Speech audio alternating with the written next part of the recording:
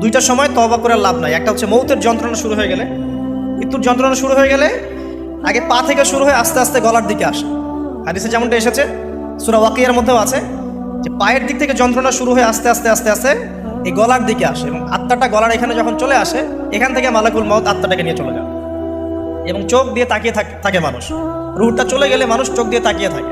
দেখবেন এই কারণে মৃত ব্যক্তি তাকিয়ে থাকে, চোখ খোলা থাকে। এবং তখন আসমান থেকে সিঁড়ি নামিয়ে দেওয়া হয়, ওই সিঁড়িতে করে আত্মা চলে যাচ্ছে, ও তাকিয়ে দেখে যে আত্মা চলে যাচ্ছে। এবং মানুষ মারা যাওয়ার পরে চোখ জীবিত থাকে অনেকক্ষণ। মেডিকেল সায়েন্স যারা পড়েছে তাদেরকে জিজ্ঞাসা করবে, মানুষ ডেড হয়ে গেলেও চোখ দেখবেন আরও কয়েক ঘন্টা, হয়তো আরও নির্দিষ্ট একটা সময় পর্যন্ত চোখটা কিন্তু জীবিত থাকে। এই জন্যে চোখ বন্ধ করে দিতে হয়। যাই হোক, যেটা বলছিলাম যে মৌতের যন্ত্রণা শুরু হয়ে গেলে তওবা করে লাভ নাই, তওবার দরজা বন্ধ।